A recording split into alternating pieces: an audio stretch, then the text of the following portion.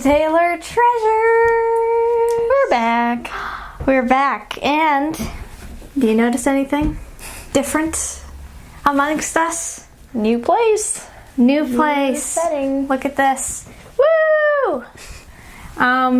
This is in the tiny house. It's pretty cool. It is. It's very cool, and it's kind of cold, but we'll deal with that. And I hope you liked our new beginning. I hope you found that fun. Comment on what you think of that. And today we're going to be talking about two different really cool time traveling stories. Like people came from the past or something from the past came. I don't know if you believe in that kind of stuff. I don't know if I do. Do you? Do I? Well, we have to read the stories, I guess. Yeah. We'll find out. It's for you to decide. I mean, I've never personally time traveled. I don't think. I don't know if you have. I don't think you have either. No. And maybe when you out there have. I don't know.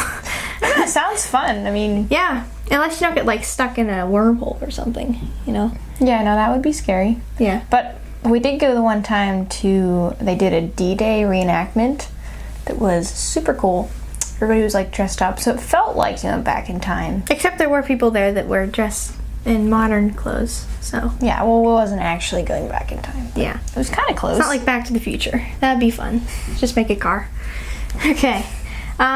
So, let's get started with the first one. Hold on. Okay, so, it was... A remarkable time-traveling case was published in Strange magazine in 1988. The article was Time Traveler, and it was about a man who called himself like the letters LC, but that's just his real initials, that's not his name. And he kind of experienced something really amazing. How do you pronounce his name? Which one? That one. That's really big. Mao? Mao. Yeah, Mao. The writer of the story was Mao. From this, the person who was in the story was Elsie, but the writer was Mao, who heard it from him. Okay. Elsie and a business associate, Charlie, fictitious name, just finished lunch in a small town in Louisiana. Still discussing their work, they began to drive along the highway 167. And the date was October 20th, 1969. Hey, we're kind of close. Yeah, possibly. And the time was about 1:30 in the afternoon. It was one of those picture-perfect days in fall, clear blue skies, and a nippy 60 degrees. Just the right conditions for cruising along with the cars rolled open. Now, the highway was particularly traffic-free as they spotted some distance ahead what appeared to be an old turtleback type auto traveling very slowly. I'm not sure what a turtle is, but it's some kind of car. It's an old car, right? Yeah, it's very old. I think it's old. And as they came between their vehicle and this relic from the past, their discussion turned from insurance to the old car ahead of them. While the style of the auto indicated it was decades old, it appeared to be in showroom condition. But that could just be it was going to a show or something. Yeah, car cruise. And so they were like, wow, this is really amazing. So they wanted to pull up to it to see it. And as they did so, they noticed a very bright orange license plate, which had the year 1940 clearly printed on it. So that's illegal if you have the wrong year on it. But they thought maybe it's provisions and made for the antique car to be used in a commercial parade, like we were saying. Let's see. As they passed the car slowly to its left, Elsie, who was in the passenger's seat, noticed the driver, who was a young woman, dressed in what to be appeared 1940 vintage clothes, which, I mean, that could still be a parade, a really cool, like, D-Day. Oh, yeah, I mean, we saw it. Yeah. Maybe she was going to D-Day. You never know. Yeah, but... I guess not. Yeah. Not from Louisiana, no. Probably not. But this was 1969, where it was pretty uncommon. You would see a woman dressed in, it was a hat with a long colored feather and a fur coat. And a small child stood in the seat next to her, possibly a little girl. The gender of the child was hard to determine because it wore like a really heavy coat and cap. It was like covered from head to toe. The windows of her car was rolled up, a fact which puzzled Elsie because though the temperatures were nippy, it was quite pleasant, and a little sweater was sufficient to keep you comfortable. As they pulled up next to it, the woman's face looked very panicked, and driving alongside her, they could see she was frantically looking back and forth if lost or in need of help. She was on the verge of tears, so that's not good. Yeah, that's concerning. Not good. Being on the passenger's side, Elsie called out to her and asked if she needed help. To this, she nodded yes, all the while looking down. Old cars sat a little higher than the low profiles of today's cars. And was very puzzled at the look of their vehicle. Elsie motioned to her to pull over and park on the side of the road. This is where it gets weird. He had to repeat the request several times, with hand signs and mouthing words because her window was rolled up. I don't know why she wouldn't roll it down. Maybe. I don't know. But didn't they ask her if she needed help? Yeah, she nodded. I don't know how. Somehow she heard them through the window. I don't know. But she did hear them to pull over to the side of the road. Eventually, it took them a few times because the windows were rolled up. Remember, this was on an open highway with no side roads, no nearby, or no place for a car to hide. And the car, as they were telling her to pull over, just vanished. It just disappeared. Like gone? It was gone. It just, like that, just gone. And Elsie and Charlie looked back at the empty highway. I mean, this is like an open highway with like planes next to it. There's nothing for them to go hide in. As they sat in their car, spellbound and bewildered, it was obvious to them that the search would prove futile. Meanwhile, the driver of a vehicle that had been behind the old car pulled over behind them. He ran to Elsie and Charlie. They were out of the car this time, I think. And frantically demanded an explanation of the car ahead of him. His account was as follows. He was driving north on Highway 167 when he saw, some distance away, a new car passing up, very old at a slow pace. So slow that they appeared to be nearly stopped. So I guess cars back then, they did go really slow. I think they did. Yeah. I think the first car was like 12 miles an hour or something. That was fast back then.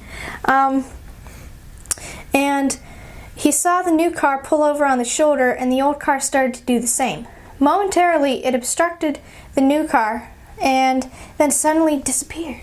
So he said the same thing. So you saw it happen too? Yeah. Strange. And it goes on to say that they kept in contact with the addresses, and the driver behind them called them on occasion and asked if they still remembered what had happened. Like, did this really happen? Like, he had to keep calling them and asking them. And so, yeah, I mean, just vanished. It's gone. It's just gone. And they never found it. Yeah. Okay, and then weirdness. So, like, that is weird. Like, the only thing I would say is that who knows if this is made up? You know, you never know if it is. Well, you don't know. I mean, where you found this on the internet, the story, so. Yeah, anything could be made up. There's a lot of hoaxes, but I like to believe it's real because. Yeah. So, there we go. All right. We have one more for you. All right. So, this next one. Let's see. So, in 1932, there was a newspaper reporter and photographer, and their names were Bernard Hutton and Joachim Brandt, and they were going to do a feature story on Hamburg, Germany, like a shipyard there. So they drove down, and they were like, taking pictures and doing the article. They talked to some executives and stuff like that, and then they were done by the afternoon. So then, after that... It's 1932, right? Yes, okay. 1932. Yeah. They heard, like, aircraft engines, and they looked up in the sky and saw, like, all these warplanes, like, all over the place. And then there was, like, opening fire. Yeah, that's not common. So this not good. So at first they're like, oh, this must be a drill, and then when the bombs started, they're like, this is not a drill. Yeah, it was like a real war. Like, but this was before the World War II, so none of this had happened. You know? Right. Well, yeah. I mean, they didn't know that at the time, obviously. Yeah. It's like, what's going on? Yeah. So, everything just started, like, you know, being a war zone after that. And so they tried to hightail it out of there. They even talked to, like, a security guard and were like, is there anything we can do? And he's just like, you know, get out of here as fast as you can. And then they went back into Hamburg. And they taking pictures, right? Yeah, they had never stopped, like, they were still taking pictures, and that's when the they war had stuff caught happened. it when it just started. And so like, okay, well, let's just keep taking pictures. And then they went back to Hamburg, and the sky had been dark when they were in the whole war zone. But Probably from when they went to Hamburg, it was like fine. It was like clear. Do you think it was like the pollution, or it was like actually night? No, it wasn't night. It was just, I think, From like the planes there. yeah, the stuff. planes and stuff like that. And, you know, the smoke from bombs and stuff. Yeah. And yeah, in the city, they went back and it was a beautiful day. There were just people walking around. No buildings were, you know, nothing was wrong with them. Yeah. And then they looked back to the shipyard where they had been, and it looked completely fine. There was no smoke, no planes. Yeah, in the pictures, there's nothing in them. It's like, yeah. So then they of course were like, why, we're just in a war zone and it's fine. yeah. So they went back to the newspaper office, and they started telling, I guess, the guy who ran the place. And he's like, okay, I haven't heard anything, you know, that's weird. Let me get your pictures developed and look at it.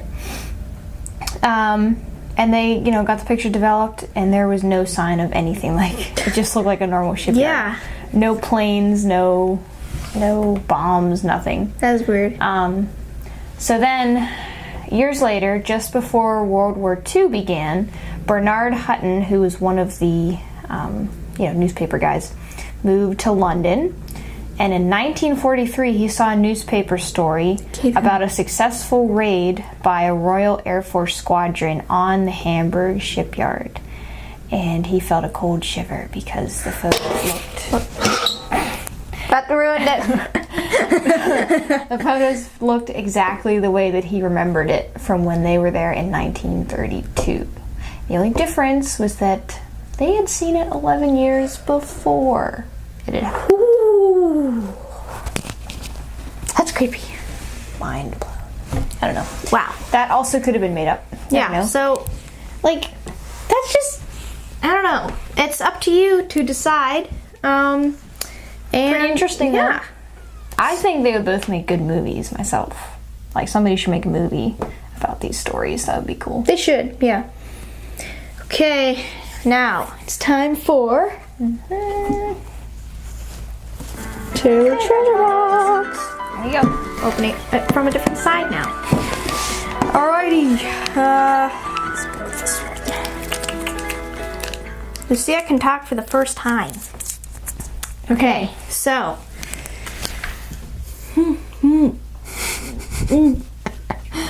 Are you a caveman and now?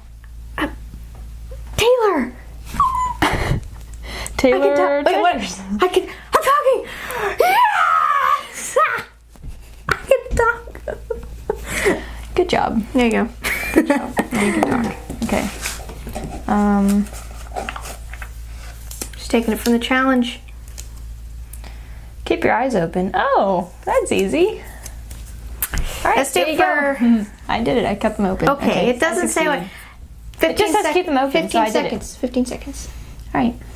1, 2, 3, 4, 5, 6, 7, 8, 9, 10, 11.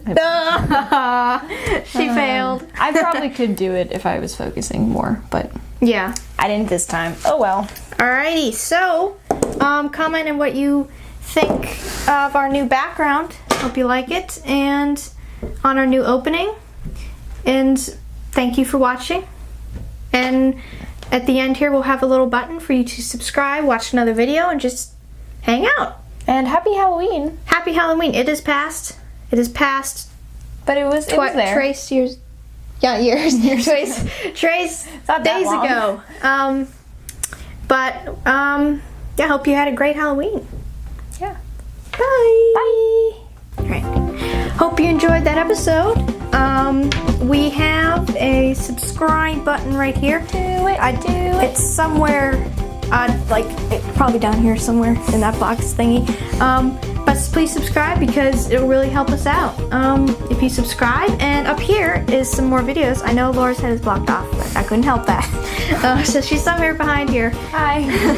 But to watch a previous episode, click right here. To watch a random episode, click right here and watch them because they're pretty cool. You should watch them. So, Thank you very much. Please subscribe. Bye.